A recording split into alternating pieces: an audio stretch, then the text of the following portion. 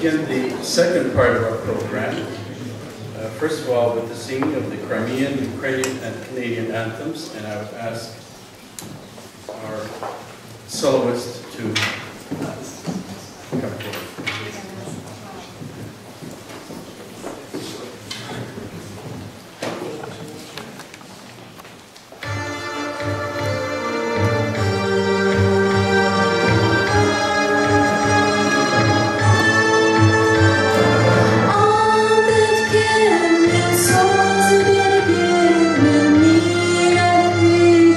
Ой, небе, а над кем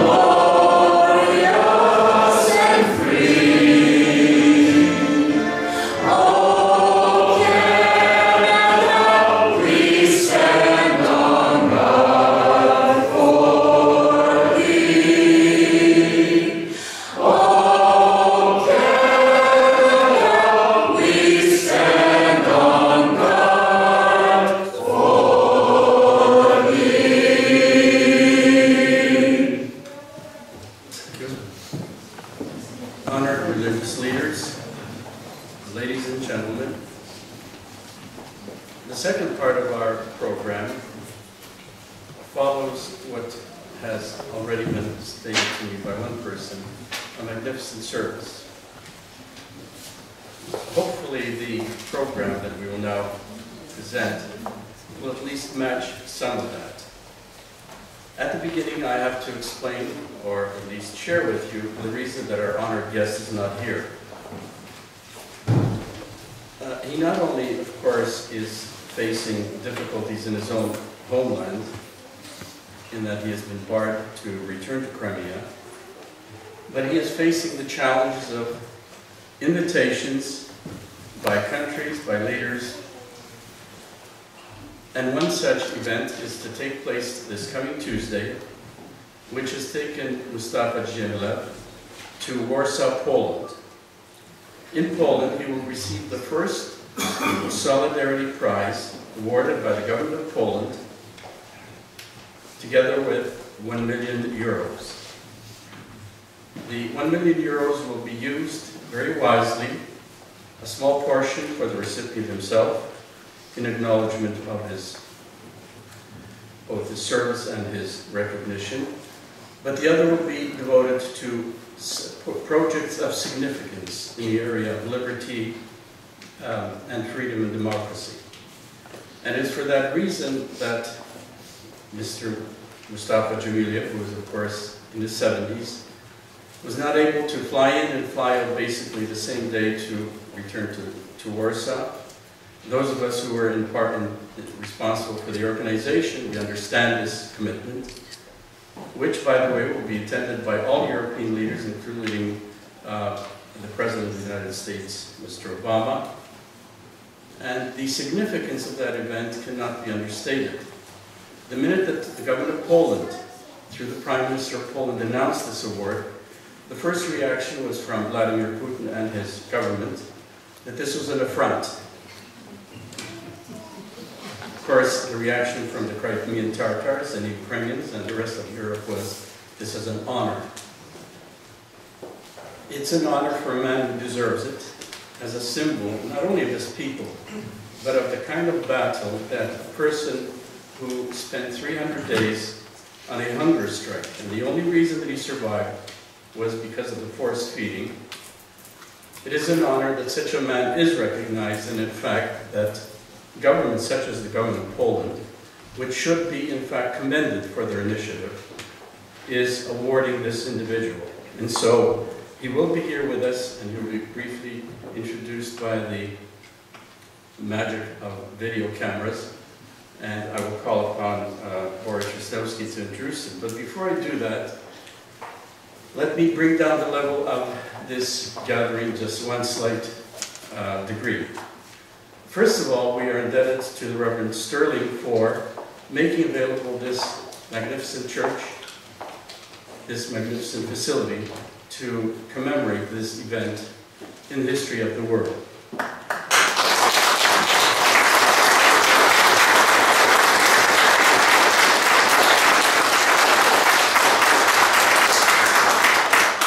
I must share with you, Reverend Sterling, that this is almost my neighborhood church. And although I'm not united, I feel I'm united with you in spirit. And that is that I began to hear about this church from the broadcasts on Sunday mornings. And then when Stanford Lutzik became the pastor, I in fact attended a number of the services. And I will betray this to the audience. Last Sunday, I again attended, and you weren't there. But interestingly enough, Reverend Sterling is a very, very multifaceted individual, because that same weekend, the Indy 500 was taking place in Indianapolis, and the presiding pastor of the Indy 500 was the Reverend Sterling from Timothy Church. And so he's not only a man of the cloth, who serves his flock here, but he also serves and, in fact, greeted and initiated the running of the race and blessed all of the racers. And fortunately enough, this year's race was more or less accident-free. I think no doubt because we had Reverend Sterling there. And so that event went off very well. But coming to this church is an interesting experience, just as the United Church was a, if you will, a convener, a uniter of several faiths. It also serves, interestingly enough, as a center for the Euromaidan activities, because for the past several Sundays, several months, that have passed by Timothy Eaton on my way down to St. Clair, I've noticed in the parking lot always a Ukrainian flag waving there, and I thought, well, I guess the congregation is growing, or it has been here, of the Ukrainian, of the city of Toronto. In any event, there's an interesting, if you will, connection to that. At this point, what I would like to do is acknowledge the presence among us of the Consul General of Hungary, Monica Horvath,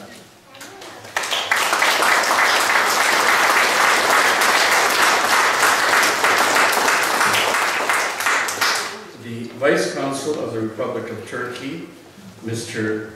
Gökhan Toy,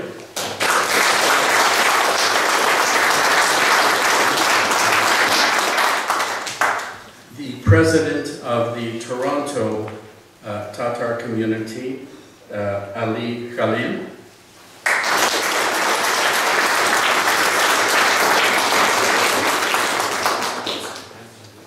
the President of the Tatar community of Ontario, Wrzesnewskyj,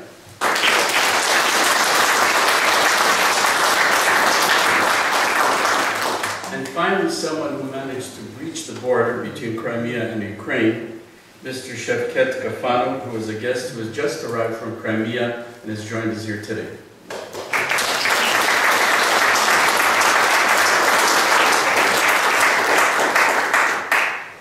It is now my pleasure to introduce someone, and although I'll introduce only one of them, there's a dynamic duo in the community by the name of Ruslana Wrzesnewskyj and her brother, who, if I may say, especially when referring to Mr. Wrzesnewskyj, and I believe he's just on the podium, have been involved in things Ukrainian even from before independence.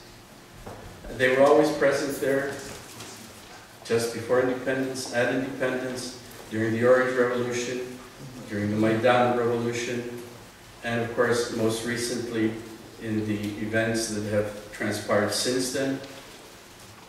And Ruslan, of course, has been one of the active individuals who has throughout this period of time assisted in the humanitarian section and has brought relief to the children and the orphans of Ukraine.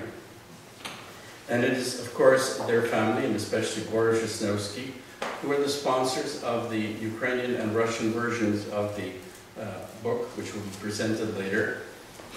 A former member of parliament, a untiring individual who must be tired as well by now. An individual who has devoted much to present-day Ukrainian political science and history, Borys Wrzesnewskyj.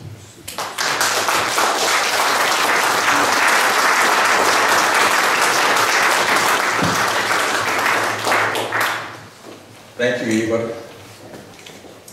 Слава Ісусу Христу. Салом алейкум. Шалом.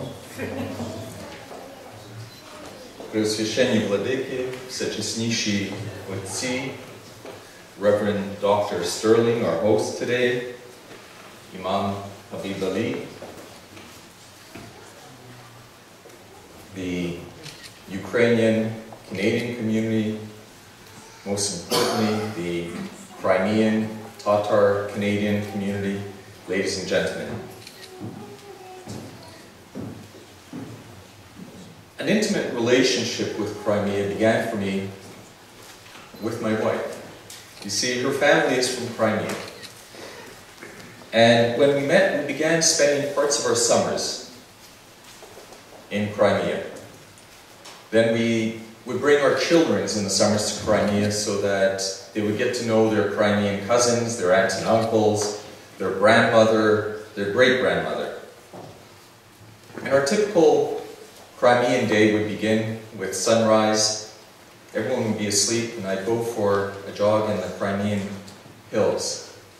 And as the summer sun would heat up the Crimean earth, these beautiful exotic bouquets of Crimean grasses would hit me, I'd jog to this cliff and look out at these magnificent vistas of mountains cascading down into the Black Sea.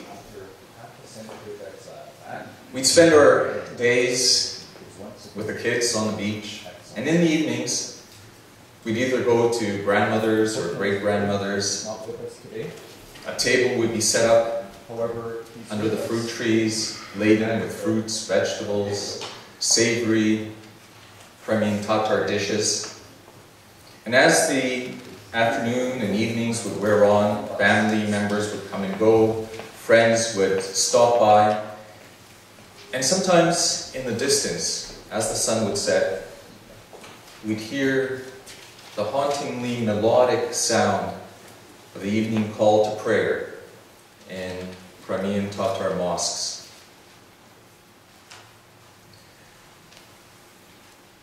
I believe it's that natural and cultural beauty of Crimea that inspired Professor Magocsi to title his book, This Blessed Land, Crimea and the Crimean Tatars.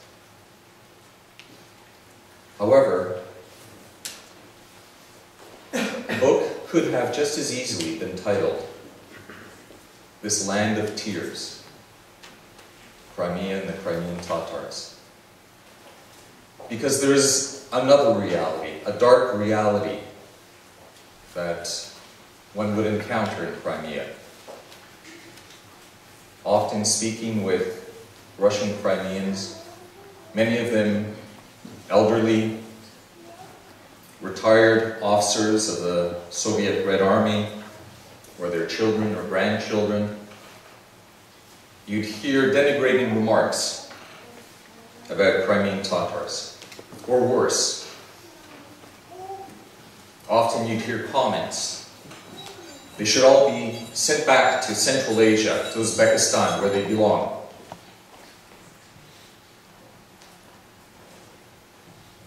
Most disturbingly, sometimes the comments would be along the lines of, we should finish off what Stalin didn't complete. This is Slavic land, this is Russian land, this is Orthodox land. As was mentioned, in 1991, after almost half a century in exile, the Crimean Tatar people returned to their ancestral homeland. They were led by Mustafa Dzhemiliev, a man who'd spent the better part of 2 decades in Soviet prison camps so that his people would one day be able to return to their ancestral homeland. One of the first decisions of independent Ukraine after 1991 was a tremendous signal of goodwill. The Crimean Tatars were welcomed back to their ancestral homeland. Unfortunately, after that, the Crimean Tatars were left to benign neglect in Crimea by the Ukrainian government. And in fact, Crimea itself was left to benign neglect. And it left a vacuum. A vacuum that over the last 7-8 years, I saw how it was being filled with dark, sinister plans. A number of years ago, we first became aware of these Russian cultural camps, Russian Cossack camps for young teenage boys in Crimea. These boys' minds were poisoned with Russian chauvinism. Russian cultural camps where young boys, instead of hiking in the hills or learning Russian dance, were taught how to use small arms, how to disassemble, reassemble, and shoot Kalashnikovs. Over these last 6-7 years, many of those boys graduated into the paramilitaries, the Crimean Berkut. We saw them in action during the Maidan cave.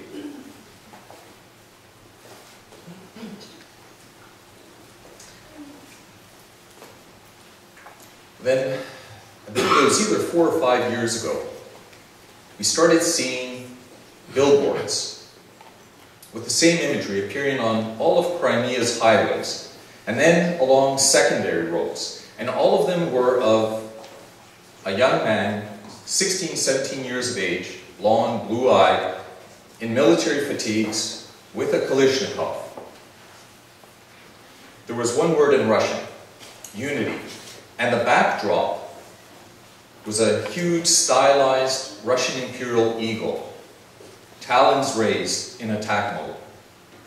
And as you drive into Crimean Tatar towns or villages, past these billboards, the message was unmistakable.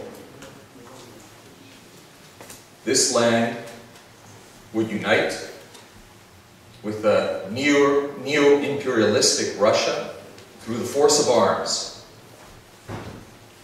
And it was for the blonde, blue-eyed Russians and not the dark-haired, dark-eyed Crimean Tatars. It was also at that time that former President Yushchenko kicked 2 Russian diplomats out of Ukraine for allegedly having financed an assassination squad in southern Ukraine. And one of the people on their hit list was Mustafa Dzhemiliev, who led his people back to Crimea and who is now the head of the Crimean Tatar Majlis, their parliament. And it was that summer, through friendships with a group of Tatars, Crimean Tatars, that I met their revered leader, Mustafa Dzhemiliev. They brought me to the Majlis, and we spent an afternoon with, as I now call him, Pan Mustafa, drinking strong and very sweet Turkish coffee. And it's interesting because when you hear about Mr. Dzhemiliev from Crimean Tatars, you imagine a titan, and yet he's a diminutive man. He's a soft-spoken man. A man actually of very few words, but a man of incredibly strong internal fortitude. At that time, I made the decision that for several reasons, 2 reasons, he should come to Canada. And some of you may remember that 4 years ago he came here. One was as a shield. He'd already been on the Kremlin's hit list once. And I thought if we brought him here to Canada, he'd have greater Western exposure, and it would prevent a potential tragedy. But also, it was to have him meet and speak to politicians here in Canada and to our community to warn of what was taking place, the dark, evil plans that were being put into place in Crimea. During the community meeting here in Toronto, a number of people, in fact in Ottawa, a number of people said I was being a bit alarmist by referring to Crimea as the next post-Soviet conflict. But at that time, Professor Magocsi approached me with the idea of writing a book, an English language book about Crimea and the Crimean Tatars. because there wasn't one. And also to do a Ukrainian and Russian version of the same book. The book, This Blessed Land, was to be launched in Wrzesnewskyj on the 70th anniversary of the deportation of the Crimean Tatars. Unfortunately, by about 2 months, we missed our opportunity. The book launch, in fact, in Ukraine took place on the 16th in Kyiv at the Opera House with Mustafa Jamiliev in the audience. Prime Minister Yatsenyuk, Professor Magocsi was there. Many of the leading politicians were there. But what was particularly tragic was that Mustafa Jamiliev, the man who had led his people after half a century of exile back to their homeland, was once again exiled. Unfortunately, as you heard, he's not with us today. However, he's with us through the magic of video. And if we could cue the video, I know that all of us in spirit are with Mustafa Jamiliev as well. Brothers and sisters, we are really honored for opportunity to thank you, Professor Magocsi, and your team for involving our community in this big historical event. Each book has own destiny. And I wish your book will have bright future and a lot of grateful readers who appreciate the change of knowing more about history of Crimea and Crimean Tatars. Unfortunately, throughout the time, the history of Crimea was rewritten many times. There are still plenty of inaccessible secret documents which may enlighten the true picture of the events that took place in Crimean history. This in turn makes the task of historians very challenging. But we need people like you, Professor Magocsi, who are motivated to give objective, truthful information. I found significance in the title of your book, The Blessed Land, Crimea and Crimean Tatars. For me, it is full of wisdom. Crimea is indeed the blessed land for everyone who loves it. Despite the tragic history of the region, despite the suffering of millions, despite the rivers of tears, there are still people who love it. And this love is embedded in our hearts. It can be controlled. It is as if we were born with this love and we die with it. It's true blessing that comes only from God. I can give you examples of Crimean Tatars. My parents, along with hundreds of thousands of Crimean Tatars who were forcefully deported from their homeland, returned to Crimea regardless of all hardship they were facing with, just because of this enormous love to this land. Here in Canada, I was fortunate to meet my brothers and sisters, Crimean Tatars from Romania, who also were forced to leave Crimea centuries ago. They saved their language, culture, but most importantly, their love to Crimea. I also feel your love to Crimea throughout the entire book, Mr. Magocsi.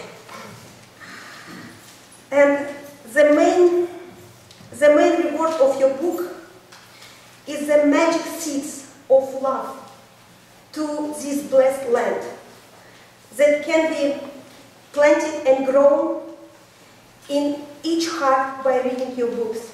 Thank you so much. Thank you. I really appreciate it.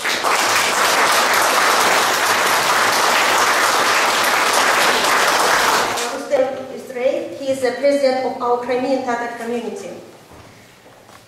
In honor and with appreciation for valuable contribution to popularization of the Crimean Tatar history and culture, I would love to present this certificate of appreciation to Professor Paul Robert Magocsi.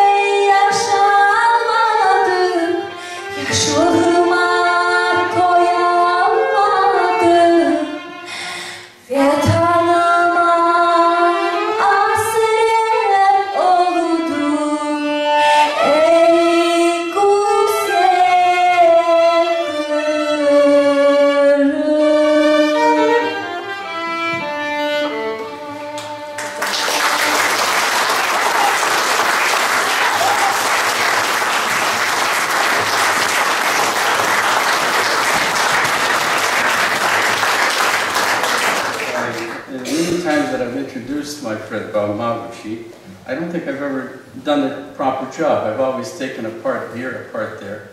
So here I will today give you a fairly lengthy introduction to a friend I've known for a long, long time. In 1972, Paul Robert Magocsi received his doctorate from Princeton University. He then went on to Harvard University, where he was a member of the Society of Fellows, a senior research fellow at the Ukrainian Research Institute, the managing editor of the Harvard series on Ukrainian Studies, and a member of the editorial board of the Harvard Encyclopedia of American Ethnic Groups. In 1980, he was appointed to the chair of Ukrainian Studies at the University of Toronto. In 1984, he was promoted to full professor.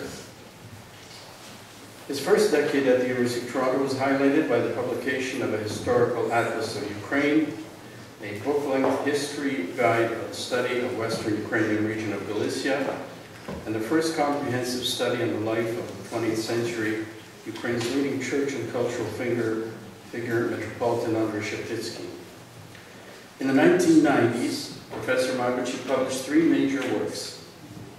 These include a monumental 800-page multicultural history of Ukraine, which was published in Kyiv in the Ukrainian translation, and the enormously influential historical atlas of Central Europe, an indispensable tool for students, journalists, and diplomats, which is now probably in its 4th edition.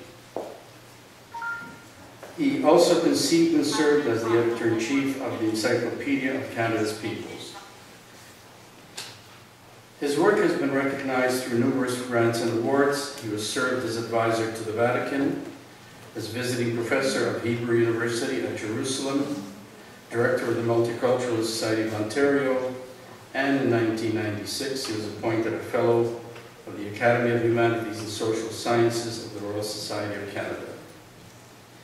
In August of this year, it will be 34 years since my friend Bob Magocsi's arrival in Toronto. And throughout those 34 years, I've had the opportunity to hear Bob's lectures, read his books, and commentaries, and most recently view him on the YouTube, something that I didn't think I'd ever see, and listen to National Public Radio interviews from the United States, and specifically from Berkeley, California, where he was, of course, called every name, including many names, but you were called an anti-Semite, an anti-Russian, someone who mistakes history and, of course, considers that the history of Ukraine is separate history from that of the neighbor. Throughout those years, I've observed that in addition to writing, when in the art world is referred to as monumental art, he has published a monumental works of history. Another observation leads me to observe that he has a genuine interest in the histories of the small nations of Europe, or as I've heard him refer to them as the small peoples of history. Some of these border on the Mediterranean coast, such as the people of Monaco, about whom he has written, and others, such as the Crimean Tatars on the Black Sea coast of Ukraine. It is appropriate that on the occasion of the 70th anniversary of the inhumane exile of the Crimean Tatar people from their ancestral lands, the book This Blessed Land has joined the shelves of history. To share with us his operation, I call upon my friend Bob Magocsi. Thank you, Ihor. I'm continually looking at my watch. And I really don't want to keep you because you're all standing as if we were all in an Eastern Christian church, which I guess is good for all of us every once in a while. I have to say that the one thing that I was incredibly pleasantly shocked by is when you write a book, and particularly when you write a book that deals with a person, or in this case with a people. One can try one's best, but after all, this is another culture. And I was incredibly moved by Alia's comment that she liked it. Because if she likes it, that's all that counts. 2 weekends ago in Ukraine's capital city of Kiev, the Crimean Tatars, led by Mustafa Dzhemilyov, we heard reference to this, were honored in a major commemorative ceremony held at the prestigious National Opera House. And that very same weekend, there was a gathering of Western intellectuals at a major 3-day symposium, sponsored in part by the Ukrainian Jewish Encounter, an organization that is based here in Toronto. And at the celebratory dinner for the symposium, I was asked to say a few words. And in particular with regard to the very day on which we were meeting, because we were having this celebratory evening. And what was that day? Well, it was, as you've heard, May 18th. A somber day. A dark day. A black day. As the Crimean Tatars say, the Karakum. For on that day, 70 years ago, May 18th, 1944, Stalin's order, which we heard about, for the forced deportation of all Crimean Tatars from their homeland was carried out. And we've also heard that within 24 hours, no less than actually 288,000 Crimean Tatars were brutally uprooted from their homes, locked in cattle cars, and shipped to Soviet Central Asia, mostly to Uzbekistan. And there they lingered in that foreign country for nearly half a century. And it was only after Ukraine became independent in 1991 that the vast majority were allowed to return to their beloved Crimea. Today, there are nearly 300,000 Crimean Tatars who find themselves in their own homeland, but under foreign rule, and surrounded, as we've heard, by an even more and generally hostile Slavic, mostly Russian population. I guess it's obvious that Crimean Tatars remain fiercely loyal to Ukraine. And of all the peoples of Ukraine today, who is in the most precarious situation? Who, if not Ukraine, will protect them from perhaps another deportation, or worse? We're beginning to hear less about Ukraine in the Western media during the last few weeks. This is in part because the political situation has become relatively more stable, in particular following the recent presidential elections. But the world should not slip into a lethargic state, assuming the worst is past, and that business with Russians and Russia can gradually return to normal. This cannot and should not happen as long as one part of Ukraine, Crimea, remains occupied and under foreign rule. Now, I was reminded on this beautiful spring day that this is a season for graduations and weddings. And it's because of that, by the way, it was not even easy to find a venue for today's event. But the Reverend Sterling found a church of all places, and what a church. Ukraine and Crimea are, in a sense, married.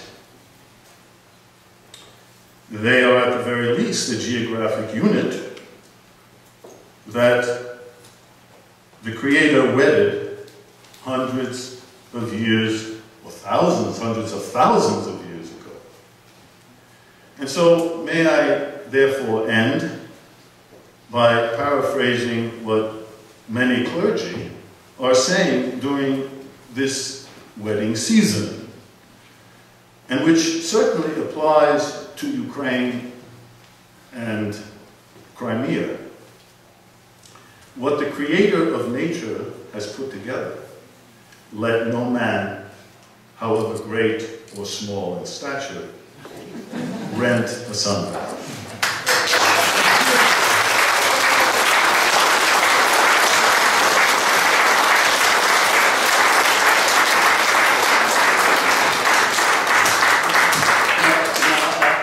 You've heard that there are 3 editions of the book, and I actually haven't yet presented it to the donor whom we know about, who is Mr. Borys Wrzesnewskyj. But before I do so, I would like to ask the translator of the Russian edition of the book, the co-translator of the Ukrainian edition of the book, and also a contributor. There are 2 sections of the book that were written by her.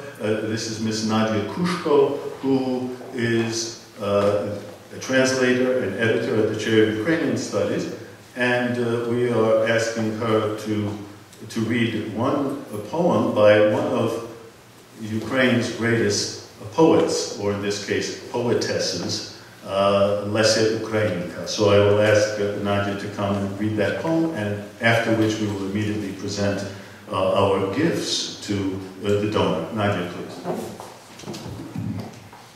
Thank you very much, Professor. Before I will read this poem, I would just would like say to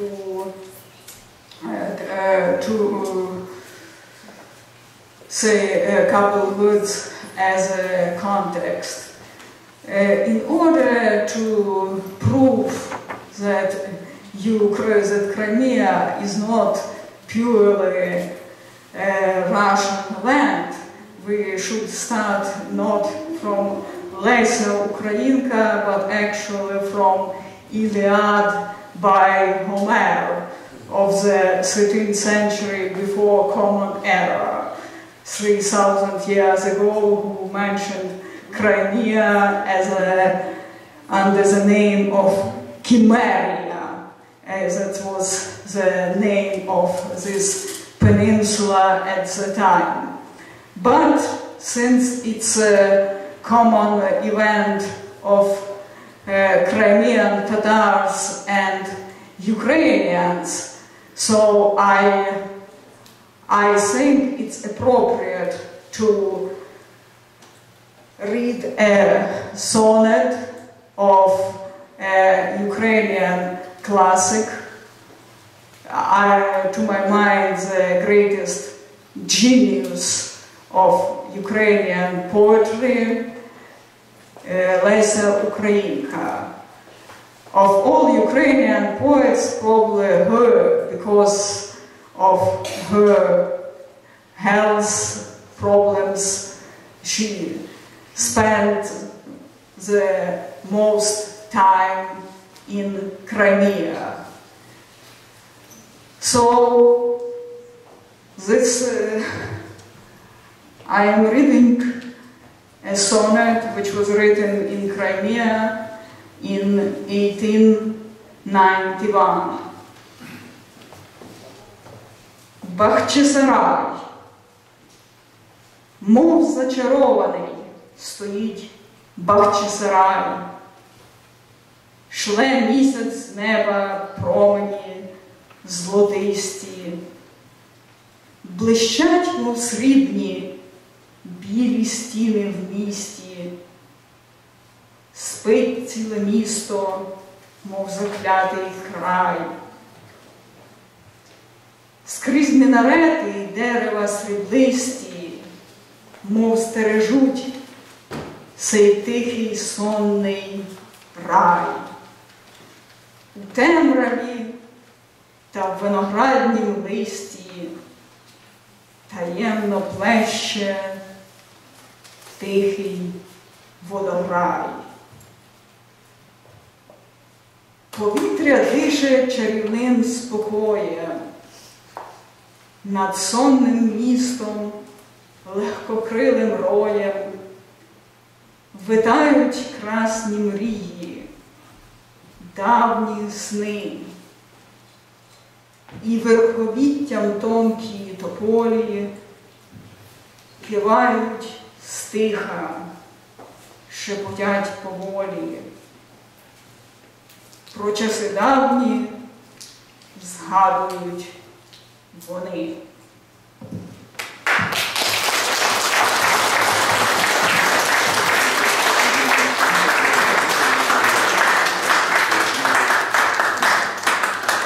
May I ask, please, Borys, if you might come here so that we can, at least I can finally give you your book. And I haven't signed it. First, I'll ask Nadia to give you the Crimean and the Russian version. And of course, we did the Russian version since it is the lingua franca for most Crimean Tatars. Thank you. And let me now give you the English version.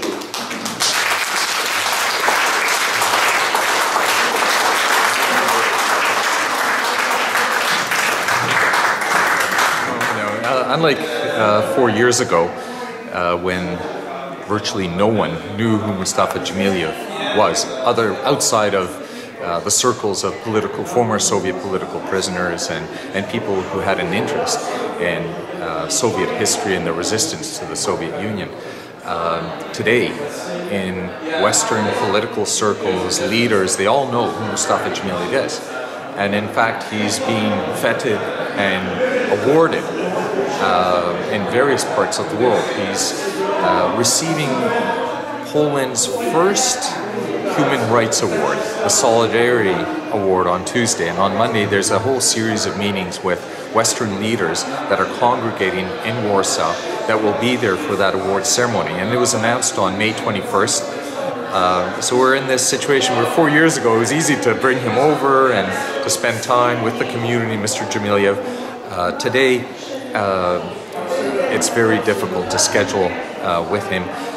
I spoke with Mr. Dzhemilev a couple of days ago. He was very apologetic that he couldn't come, but he said, you know, Borys, I'll be meeting potentially with President Obama, etc. And I will come back to make this up to the Ukrainian Canadian and the Crimean Tatar Canadian communities. He was saying perhaps June 16th to 21st, somewhere in that time frame, because right now that appears to be open.